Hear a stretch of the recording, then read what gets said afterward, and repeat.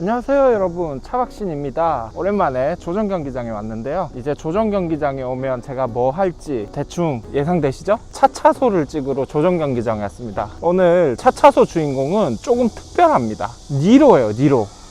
니로 리뷰를 벌써 했었고, 새로 나온 신형 니로 하이브리드 리뷰도 했는데 또 니로가 나올 게 뭐가 있냐 이렇게 생각하실 수 있는데요. 최근에 신형 니로의 EV 버전이 출시가 된 거 아시나요? 디올류 니로 EV가 나와서 제가 리뷰를 하러 왔습니다. 신형 디올류 니로 EV 버전입니다. 신형 니로 하이브리드나 EV나 별 차이 없지 않냐, 차박신 너는 구형 니로 EV도 리뷰를 하지 않았는데 왜 신형 니로 EV는 또 리뷰를 하는 거냐, 이렇게 생각하실 수 있어요. 여러분, 제가 원래는 니로 EV 버전이 나와도 별로 리뷰할 생각이 없었는데 이번에 새로 나온 디올류 신형 니로에 특장점이 있더라고요. 무슨 특장점이 있는지 하나씩 한번 보도록 하겠습니다.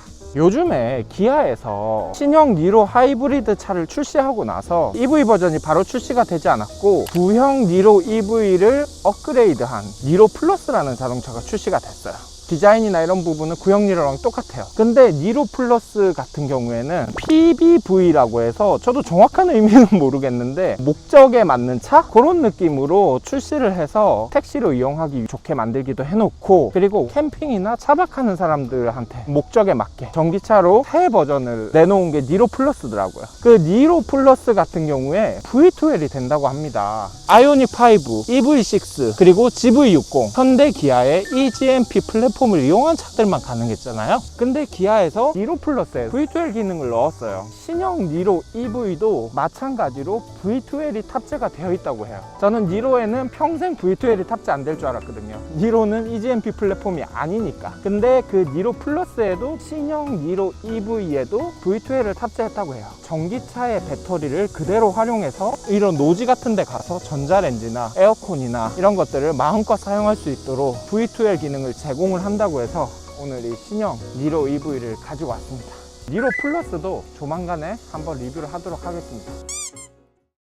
기아 디올류 니로 EV의 디자인입니다. 사실 디자인은 제가 이전에 리뷰했던 디올류 기아 니로 하이브리드랑 그렇게 크게 차이점은 없어요. 한 가지 다른 점이라고 하면 여기 센터 부분의 그릴이 조금 다릅니다. 그릴이 굉장히 짧게 되어 있고 앞에 뭐 구멍이나 이런 게 전혀 없습니다. 신형 니로 하이브리드 같은 경우에는 그릴이 얄쌍하지 않고 조금 더 길게, 좀 더 넓게 배치된 걸 볼 수가 있는데, 전기차 버전에서는 되게 짧은 형태로 그릴이 바뀌어 있는 걸 볼 수가 있고요. 여기 보이시죠? 이 네모난 충전구, 전기차를 충전할 수 있는 전기 충전구입니다. 전기 충전구가 앞에 달려가지고 정면에서 봤을 때 조금 안 이뻐요. 저거를 꼭 굳이 이렇게 앞에 달아야 했을까 라는 생각이 들기는 하는데, 보통 EV6나 아이오닉 5 같은 경우에는 왼쪽 엉덩이 부분에 충전기가 있었잖아요. 니로는 전기차 충전구를 정면에다가 답니다.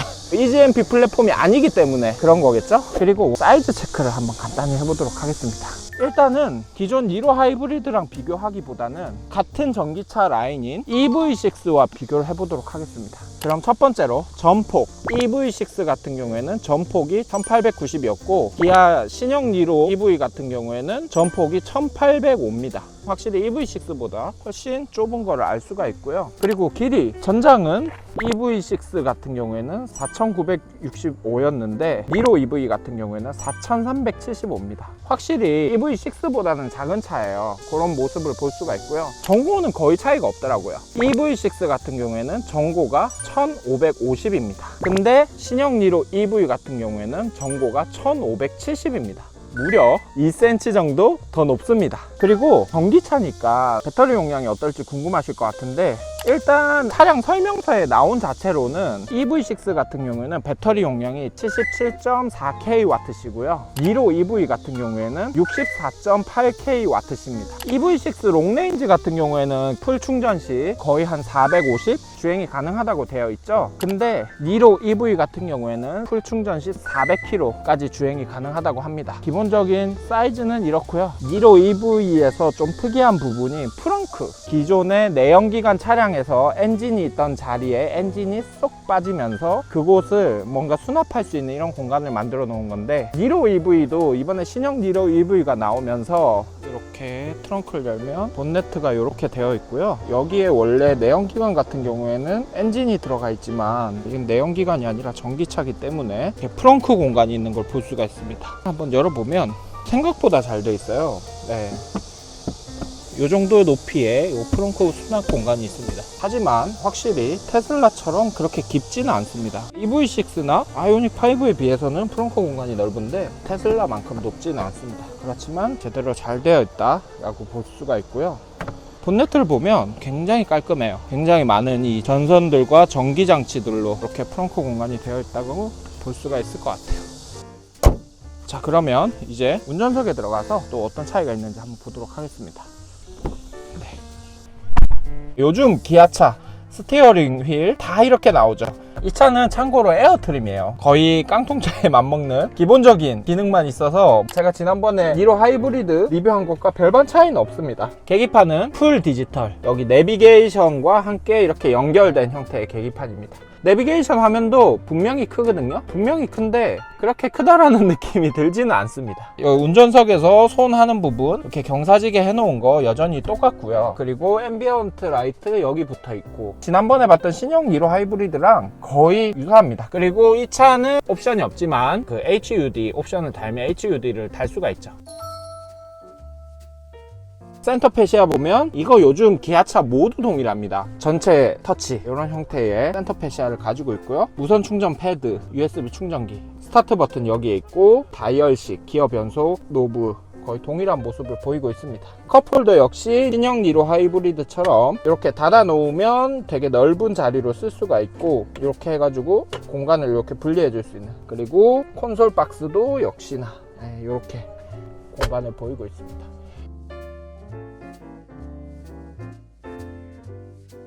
자, 여러분 2열에 앉았습니다. 배터리가 깔려서 조금 더 낮을 거라 생각을 했는데 신형 니로 하이브리드보다 실내 정보가 조금 더 높은 느낌이 나고, 확실히 니로가 뒷자리에 이렇게 앉았을 때 그렇게 불편함이 없습니다. 무릎에 이렇게 주먹 하나가 들어갑니다. 슬라이딩은 안 되지만 리클라이닝이 돼서 이렇게 완전히 제낄 수가 있고, 앞으로 조금 이렇게 당겨서 허리를 이렇게 꼿꼿하게 세울 수도 있습니다.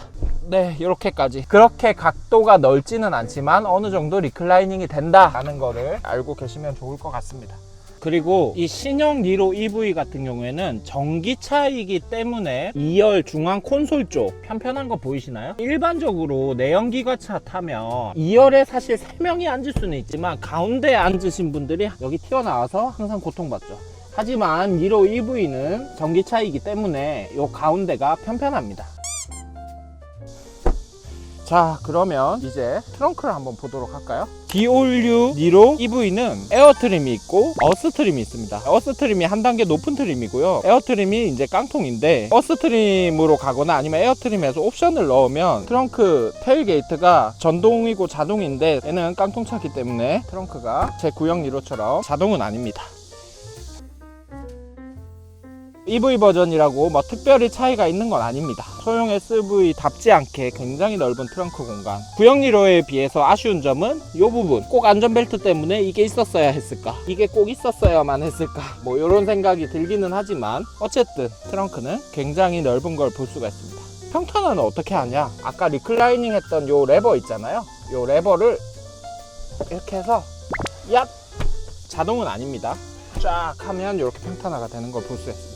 그러면 이제 이 니로 안에 들어가서 실내 정보가 하이브리드 버전에 비해서 조금이라도 더 높은지, 조금이라도 더 괜찮은지 한번 확인해 보도록 하겠습니다. 과연 신형 니로 하이브리드보다 더 괜찮을지 제가 한번 들어가 볼게요. 다리를 여기다가 놓고 누워 볼게요. 역시 181 기준에서는 다리가 이렇게 밖으로 나오면 딱 맞아요. 확실히 니로는 짧아서 다리를 이렇게 완전히 안으로 다 넣었을 때는 이렇게 콘솔 박스 영역까지 침범이 돼야 됩니다. 그리고 높이, 높이 아쉽네요. 왠지 기존 신형 니로 하이브리드랑 비슷할 것 같은데, 높이가 이따가 재보도록 하겠습니다. 그냥 넓이는 이 정도.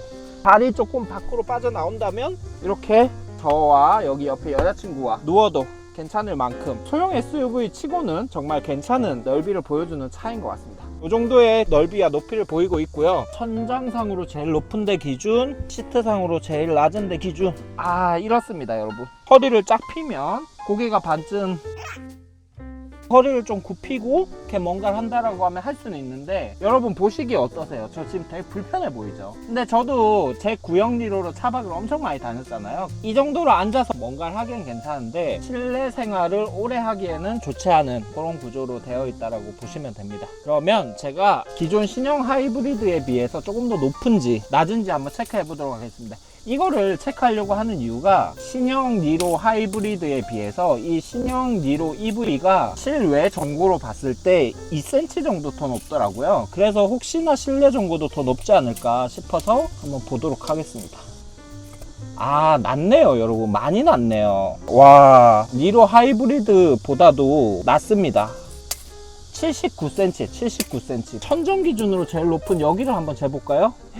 여기를 재면 76cm 밖에 안 됩니다. 신형 니로 하이브리드에 비해서 EV가 조금 더 낮습니다. EV6보다는 나은데 하이브리드 버전보다는 조금 더 낮은 것 같아요. 뭔가 좀 앉아있기가 불편하네요 여러분. 하이브리드보다 조금 더 불편하다. 이제 오늘 리뷰의 핵심, 그동안 아이오닉, EV6, GV60 같이 이 GMP 플랫폼을 쓴 전기차가 아니면 V2L이 되지 않았잖아요. 근데 니로 플러스라는 차량도 그렇고 이번에 새로 나온 D-All-New 니로 EV 차량도 그렇고 V2L 기능이 들어갔습니다. 근데 여러분, 일단 먼저 사과 말씀부터 드리겠습니다. 제가 이 차를 카쉐어링 회사에서 쉐어링을 해왔는데, 카쉐어링 하는 곳에서는 깡통 에어트림을 배치를 해놨더라고요. 에어트림으로 사면 기본적으로 실내 V2L, 실내 V2L 다 됩니다. 근데 이 차량은 에어트림이라서 하이테크 옵션을 넣지 않는 이상은 다 안 된다고 합니다. 그래서 혹시나 하이테크 옵션이 들어가 있나 열심히 찾아봤는데 하이테크 옵션이 들어가 있지 않았습니다. 우리가 차박이나 캠핑을 가서 전자레인지나 냉장고나 전기차의 배터리를 이용해서 마음껏 쓸 수 있다는 걸 보여드리기 위해서 이렇게 전자레인지까지 가지고 왔는데 V2L 시연을 할 수가 없습니다. 그래서 제가 또 가상으로 V2L 옵션이 있다라고 생각을 하고 가상으로 연기를 해보도록 하겠습니다. 여기 이렇게 딱 열면 전기 충전구를 통해서 외부 V2L 커넥터를 쫙 꽂아가지고 이 220V를 쫙 꽂아서 제가 뭐 피자나 냉동식품들 딱 집어넣고 윙 띵 하고 소리가 나면 피자를 이렇게 꺼내가지고 먹게 되었을 것 같아요. 어쨌든 이번에 나온 신형 니로 EV 같은 경우에 제가 봤을 때 가장 큰 장점이 V2L이에요. 시연을 할 수 없어서 너무 안타깝고요. 여러분한테 좀 죄송하다라는 말 드리고 싶네요. 왜 그린카는 V2L이 되는 차를 안 갖다 놓는 건가. 너무 아쉽네요 여러분, 진짜. 오늘 이렇게 D-All-New 기아 니로 EV 차차소 모델로 오늘 한번 리뷰를 해봤는데, 차박하기 좋은 차인가? 에서 일단 첫 번째는 합격이에요. 귀에 닦지 않을 만큼 제가 얘기를 드렸었지만 전기차기 때문에 어딜 가든 간에 우리가 시동을 켜놓고 외부 기온과 아무 관계없이 에어컨을 틀어서 뽀송뽀송하게 만들고 추울 때는 히터를 틀어서 따뜻하게 만들 수가 있어요. 엔진이 없기 때문에 시동을 걸어놔도 엔진에 무리가 갈 일이 없고요. 그리고 시동을 켜놔도 매연이 나올 일이 없습니다. 그렇다고 뭐 기존에 니로 EV 차량이 없었던 건 아니잖아요. 그럼에도 불구하고 이 D-All-New 니로 EV 차량을 가져왔던 이유는 V2L이 사용 가능하다. 그거 하나만으로도 너무 큰 장점입니다. 그리고 제가 아까 한 가지 말씀 안 드린 게 있는데, 기존에 EV6 같은 경우에는 220V 전기를 3600W까지 사용이 가능하고요. 니로 플러스 같은 경우에는 차박이나 캠핑에 이용하기 쉽게 PBV라는 목적에 맞는 차량으로 만들어져서 V2L을 넣기는 넣었는데 1500W까지 밖에 사용이 불가능하대요. 근데 이 D-All-New 기아 니로 EV 차량 같은 경우에는 인버터에서 3000W까지 가능하다고 합니다. 물론 EV6에 3600W 정도까지 사용하는 건 아니지만 3000W면 충분한 용량입니다. 제가 이전에 들고 다니던 인버터 결합형 파워뱅크가 1300W까지 사용이 가능했고요. 그리고 제 지금 카니발 캠핑카의 시동 배터리도 2000W 밖에 안 돼요. 신형 니로 EV 같은 경우는 그렇게 가능하다는 점이 장점이고, 단점을 얘기를 드리자면 EV6나 아이오닉 5, GV60처럼 EGMP 플랫폼을 사용한 게 아니기 때문에 기본적으로 V2L 기능이 들어가 있는 건 아니고요. 에어트림으로 사게 되면 하이테크 옵션을 넣어야 되고, 어스트림으로 사면 기본 장착입니다. 그래서 에어트림만 그냥 산다고 해서 V2L이 되는 거 아니에요. 그게 또 단점이라면 단점입니다.